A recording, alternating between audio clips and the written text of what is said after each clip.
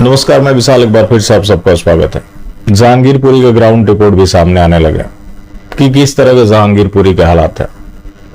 आज बेशक जहांगीरपुरी चर्चा में, क्योंकि वहां पथराव हुआ, गोली चली, लेकिन उसके बदले में क्या हुआ? दोनों पक्षों को अभियुक्त बना दिया गया। बाकी जो आसमानी पक्ष है, धीरे धीरे करके छोड़ दिया जाएगा, जैसा कि पुराने अनुभव रहा। अब एक प्रत्यक्षदर्शी ने खुलासा जो किया, जो कि जहांगीरपुरी का ही रहने वाला है, कि वहां हिंदू औरतों का बलात्कार होना आम बात है, पुलिस का भी पीटा जाना आम बात है। एक महिला को पुलिस के सामने पीटा गया, एक महिला के साथ जबरदस्ती बलात्कार किया गया, जिसकी वजह से मजबूरन उसे जहांगीरपुरी छोड़कर जाना पड़ा। ये कौन लोग हैं? ज्यादातर अवैध घुसपैठी है। अब इसमें बीजेपी आम आदमी पार्टी हो रहा है, क्योंकि जो अंसार पकड़ा गया है वो आम आदमी पार्टी का सदस्य बताया जाता है। जिस दिन पत्थरबाजी हुई थी उसी दिन मैंने कहा था कि वो बीजेपी के वोटर और सपोर्टर तो हो नहीं सकते, आम आदमी पार्टी के हो सकते हैं, क्योंकि आज जो आम आदमी पार्टी का वोट बेस है वो झुग्गी है। जो पहले कांग्रेस का वोट बैंक था वो आम आदमी पार्टी में शिफ्ट कर गया। जो कि मैंने पहले ही कहा था, दिल्ली में जितने दंगे फसाद होते हैं उसमें आम आदमी पार्टी के लोग पाए जाते हैं। जाहिर सी बात है कि वो कम्युनिटी आम आदमी पार्टी के साथ है, तो उसके अपराधी भी आम आदमी पार्टी के साथ होंगे, और अपराधी तो अपराध करेंगे। अब इसका एक दूसरा पक्ष है, जो कि मेरा फेवरेट रहा है, मास्टर स्ट्रोकवादी, सरकारी हिंदू। अब वो इस घटना को भुनाएंगे, अंसार का नाम लेंगे, लेकिन अंसार के ऊपर कार्रवाई करनी किसकी जिम्मेवारी है? अगर आप उसके ऊपर कार्रवाई करने की दबाव बना रहे हैं तो मतलब आप हिंसा भड़काना चाहते हैं। इनका हिसाब किताब है कि जो ये बोल रहे हैं वही सही है, बाकी उसके ऊपर किंतु परंतु नहीं हो सकता। अंसार का नाम लेकर आप भुनाएंगे, लेकिन अंसार के ऊपर कोई कठोर कार्रवाई नहीं होगी। अगर कठोर कार्रवाई हुई होती तो दिल्ली दंगा आखिरी दंगा होता। यूपी में किसी की हिम्मत क्यों नहीं हो रही है? दिल्ली में इनकी क्यों दुस्साहस बढ़ गई है? क्योंकि इन्हें पता है अंसार का जो वीडियो आया है वो भी आप देख लीजिए।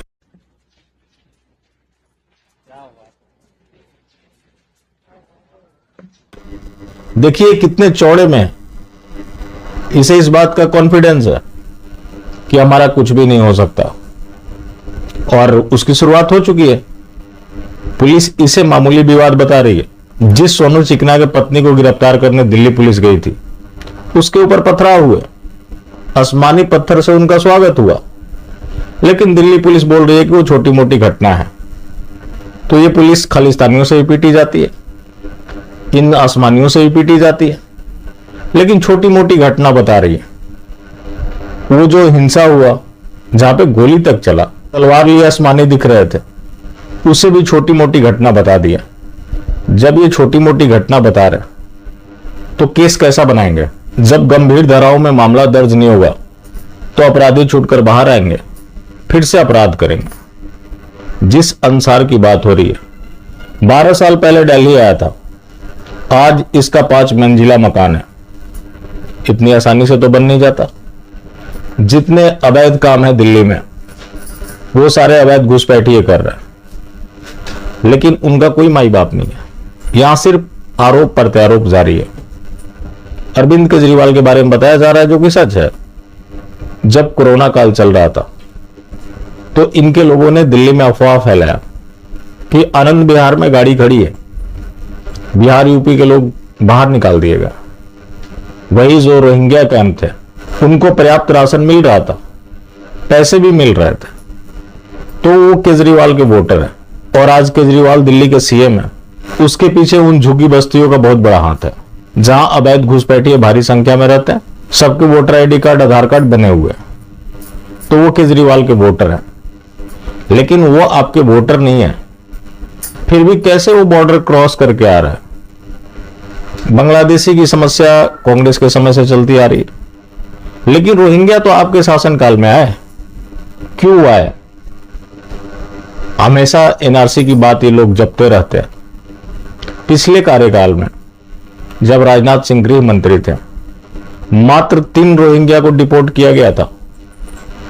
मैंने बताया था इनके नेक्सस के बारे में कि नरेंद्र दामोदर दास जी ने इनकी राहत के लिए बांग्लादेश में भी सामग्री भिजवाई थी। तो जो इनका समर्पण बांग्लादेश में है तो यहां के लिए भला क्यों नहीं होगा? ये क्यों चुप्पी साधे हुए हैं?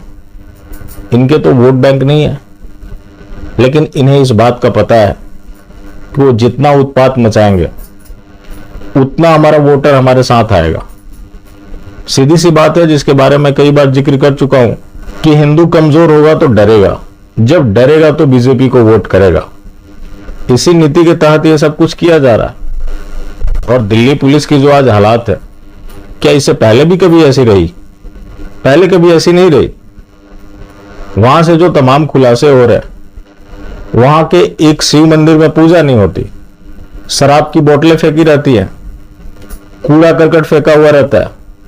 देख लीजिए आपके सामने है हालात, आप देख सकते हैं कैसे इससे हैं। शिवलिंग की एक बार आप हालत देखें, ये देखिए शिवलिंग की, शायद पता नहीं कितने दिनों से यहाँ पर जल चढ़ा भी है या नहीं चढ़ा, खाली बिल्कुल पड़ा है ये। और पूरी तरह से हालात देखिए एक बार, ये मंदिर जो है पूरी तरह से, क्योंकि चारों तरफ से जो मैं दिखाया कैसे ये जिहादियों का गढ़ है, पूरी तरह से बाहर कैसे कबाड़ा रखा गया है। कभी मंदिर के बाहर देखा है क्या? मंदिर के बाहर फूल वाले होते हैं, प्रसाद वाले बैठते हैं, लेकिन यहाँ पर वो जो दुनिया भर से बाहर का कबाड़ा आता है वो मंदिर के गेट के बाहर दिखाई। जरा कैमरामैन से कैमरा दिखाए कैसे ये कबाड़ा पूरा रखा गया है, यानी कि एनक्रोचमेंट की गई है। यानी कि इस मंदिर के अंदर जो भक्त आने चाहिए थे वो एक भक्त हमें तो दिखा नहीं है, शायद इससे पहले हालांकि यहाँ पर है, लेकिन ये नजारा दिखाइए जरा। प्रशासन सरकार को इसकी ओर देखना चाहिए कि कितना बड़ा इंक्रोचमेंट है ये। तो ये यहाँ का इलाका नहीं है, बल्कि पूरी इलाके के अंदर ही इसी तरह से ये एनक्रोचमेंट है। और ये एक शिव मंदिर जिसके हालात देख सकते हैं, सीसीटीवी भी चलते हैं नहीं चलते, लेकिन बाहर लगाया गया है। लेकिन कितना बुरा हाल आप देखिए, ऐसा लगता है कि शायद आप भारत में नहीं कहीं और घूम रहे हैं कि एक मंदिर के अंदर जो है वो यहाँ पर पूजा अर्चना पता नहीं कब हुई होगी। तो ये स्थिति राष्ट्रीय राजधानी की है, जहां शिव जी के मंदिर में पूजा नहीं हो सकता, वहां अवैध घुसपैठियों का कब्जा है। लेकिन क्या ये हिंदू राष्ट्र बनाने वाले हैं? तो ये कौन सा हिंदू राष्ट्र बना रहे हैं जिसके ऊपर आप सवाल नहीं पूछ सकते? सवाल पूछा तो बस आप विपक्षी हो जाएंगे। अब जो ये हिंसा हुई है उसमें बजरंग दल और बीएसपी के लोगों को भी नामजद किया गया। प्रेम शर्मा गिरफ्तार कर लिए गए। बीएसपी बजरंग दल यानी आरएसएस के ही ये संगठन है जो हिंदुओं को शोभा यात्रा के लिए ले जाते हैं। हो सकता है कि मेरी बात बुरी लगे, लेकिन जब आपको पता है कि उस जगह जाएंगे तो आपके ऊपर पत्थरबाजी होगी, क्योंकि उनकी तैयारी पहले से है। आप दूसरे के मोहल्ले में जा रहे हैं, ऊपर से पथराव हो रहा है और वो भी आप बिना तैयारी के जा रहे हैं, तो वहां जरूर पीटे जाएंगे। आप पीटे भी जाएंगे, आपको अभियुक्त भी बनाया जाएगा आप ही के सरकार के द्वारा, और आपके नाम पर वोट भी मांगा जाएगा। तो जब आपको पता है कि रिजल्ट क्या है, तो फिर आप क्यों जाते हैं वैसी जगह पर, और किन लोगों के बहकावे में जाते हैं? जमीयत उलेमाए हिंद, जिसका आरएसएस से मैत्रीपूर्ण संबंध रहा है। जमीयत उलेमाए हिंद एक्टिव हुआ, हिंदुओं को नामजद कर लिया गया, एक परिवार के 5 लोगों को उठाकर जेल में डाल दिया गया। वो परिवार आज खाने के मोहताज है। वही दूसरी तरफ आरएसएस, वो देखिए क्या कर रहे हैं। तो वो इस तरह की गतिविधि में लगे हुए हैं। जमीयत उलेमाए हिंद और आरएसएस का नेक्सस आपको पता होगा, हमने कई बार इसका जिक्र किया भी है। इसका जो हेड है मौलाना अरशद मदनी, और आरएसएस यानी रसूल सेवा संघ के मोहन भागवत, ये लोग साथ में स्टेज शेयर कर चुके हैं। मौलाना मदनी मोहन भागवत की तारीफ भी कर चुका है। लेकिन वही मोहन भागवत के लोग क्या कर रहे हैं? देखिए किस तरह से मुंह में खाना खिला रहे हैं, किस तरह से ये लोग सफाई कर रहे हैं। तो क्या ये लोग धर्मांतरण रोकेंगे? रही बात मोहन भागवत की, तो उन्होंने आपको अखंड भारत का सपना दिखाई दिया, जो आपके लिए काफी अच्छा है। बेशक हिंदू विहीन हो जाएगा, उसके बाद हिंदू राष्ट्र बन जाएगा। तो आरएसएस जो आज काम कर रहा है जो कि खुलकर आसमानी संगठन बन चुका है। तो जिस समाज के पास कोई संगठन नहीं है वो बार बार बोल रहे हैं, इशारा भी कर रहे हैं। आरएसएस बोल चुका है कि आरएसएस हिंदुओं का नहीं हिंदुस्तानियों का संगठन है, लेकिन हिंदू जो है वो मानने वाला नहीं है। तो उसके अनुसार आरएसएस सर्वे सर्वा है। जो किसी को पसंद नहीं कर रहा और उसका कोई झोला उठाएगा तो ऐसे ही पीटा जाएगा और वो ख्याल भी नहीं रखेगा, जैसा कि बीजेपी आरएसएस वाले कर रहे हैं। कितनी बार बीजेपी वाले बोले कि हम हिंदुओं की पार्टी नहीं है। अब तो इस तरह के बयान भी सामने आने लगे हैं कि हम सिर्फ हिंदुओं की पार्टी नहीं है, जबकि दूसरे समुदाय से जिसकी तुष्टिकरण में डूबे पड़े हुए, कहीं से 1 वोट मिलते हैं, कहीं से 2 वोट मिलते हैं। इन्हें पता है कि ये लोग जाएंगे भी तो कहां जाएंगे, इनके पास कोई ऑप्शन नहीं है, जिसकी वजह से लगातार दमन हो रहा है और उसका शिकार हिंदू बन रहा है। जिस सोनू चिकना की वाइफ को गिरफ्तार किया गया, उसकी अम्मी जान ने जो कहा उससे हर हिंदू को सीखना चाहिए। उसने कहा कि वो चिकन बेचता है, उसके पास हथियार नहीं है, दूसरे से हथियार लेकर गुस्से में गोली चला दी है। वो किया अपनी कौम के लिए किया। पुलिस ने उसको बेवजह गिरफ्तार कर रखा।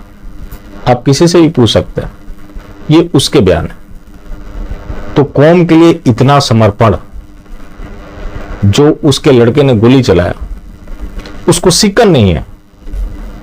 उसको इस बात का गर्व है कि उसके लड़के ने कौम के लिए गोली चलाई। दलील भी कितना अच्छा है। इसके साथ ही दलील है कि वो 5 वक्त का नमाजी है। अब 5 वक्त का नमाजी है मतलब उसके सारे किए गए पाप कट जाते हैं। तो जहां इस तरह का समर्पण होगा उसका कोई भी कुछ नहीं कर सकता। जिसको अपने किए पर पछतावा नहीं, गर्व है। लेकिन यहां जिन लोगों ने जो किया वो दाने दाने के मोहताज हैं। मैं जानता हूं कि हिंदुओं की गिरफ्तारी को भी जस्टिफाई किया जाएगा कि अगर एक तरफा कार्रवाई हो जाती तो भारत की साख गिर जाती, सुप्रीम कोर्ट में मामला चैलेंज हो जाता कि आखिर हिंदुओं को क्यों नहीं दोषी बनाया गया। पुलिस ने जो बीएसपी और बजरंग दल के खिलाफ मामला दर्ज किया है कि उन लोगों ने यात्रा की परमिशन नहीं ली थी, तो क्या मुहर्रम के जुलूस के लिए भी परमिशन लेना पड़ता है? बड़ा सीधा सा सवाल है। इनकी सत्ता, इनके लोगों को आप सोशल मीडिया में देखें तो बीजेपी का पक्ष रखते हुए नजर आते हैं। इतना कुछ होने के बाद भी केजरीवाल को ब्लेम कर रहे हैं, जिससे केजरीवाल को कोई फर्क नहीं पड़ता। केजरीवाल को इससे क्या लेना देना है? जाहिर सी बात है कि केजरीवाल का जो राजनीतिक स्टैंड है वो पहले से क्लियर है। आप जिसके लिए माहौल बनाने जा रहे हैं वही आपको डिसऑन कर रहा है। उसी की पुलिस आपके खिलाफ मामला दर्ज करती है, आपके लोगों को गिरफ्तार करती है। और ये कड़वी सच्चाई है कि जब तक आप समस्या की जड़ में नहीं जाएंगे तब तक उसका समाधान नहीं हो सकता। आज समस्या की जड़ भारतीय जनता पार्टी है, उसकी नीतियां हैं जो कि पूरी तरह से हिंदू विरोधी है। बाकी जिसको जो समझना है समझता रहे। और हमारा ये प्रयास है कि इनकी सच्चाई लोग जानेंगे तो इनकी इस तरह की एक्टिविटीज में नहीं जाएंगे। नहीं जाएंगे तो नहीं मारे जाएंगे। अगर कहीं जाते हैं तो अपनी बदौलत जाए, जब लगे कि हां इस मामले को मैं हैंडल कर सकता हूं, इसके लिए मेरी कैपेसिटी है। वरना ये लोग साथ छोड़ देते हैं, अपने ही लोगों को जेल में डलवा देते हैं। बाद में ये लोग वाहवाही भी बटोरेंगे, ये बोलते हुए कि देखिए हमने अपने लोगों को भी गिरफ्तार करवाया। तो ये इनकी नीति है, जिसको जितना जल्दी लोग तत्काल प्रभाव से समझ लें उसी में लोगों की भलाई है। वरना इस तरह की हिंसा में और वृद्धि होगी। और ऐसा नहीं है कि केवल जहांगीरपुरी तक ही सीमित है, देश के अन्य हिस्सों में भी इस तरह की हिंसा हो रही है।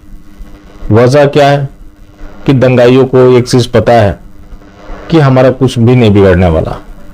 और जो 20-20 बच्चे पैदा कर रहा है वो एक षड्यंत्र के तहत कर रहा है। और इस सरकार में एक चीज है कि उनको बच्चा पालने की टेंशन नहीं है। कोई ऐसा पत्थरबाज नहीं है जो नरेंद्र दामोदर दास जी की नीतियों का फायदा ना उठा रहा हो। जब वो फायदा उठाएगा तो मजबूत होगा। जब मजबूत होगा तो पत्थर गोली तो चलाएगा ही चलाएगा। और आपका जो दमन किया जा रहा है, कमजोर किया जा रहा है, तो पत्थर तो खाना ही पड़ेगा, जो कि हिंदू हर जगह खा रहा है। बाकी जिंदा रहे तो फिर मिलेंगे, और मिलते रहेंगे तो जिंदा रहेंगे। मिलना जुलना जारी रखें, लेकिन हाँ मास्टर स्ट्रोकवादी बिल्कुल भी ना हो।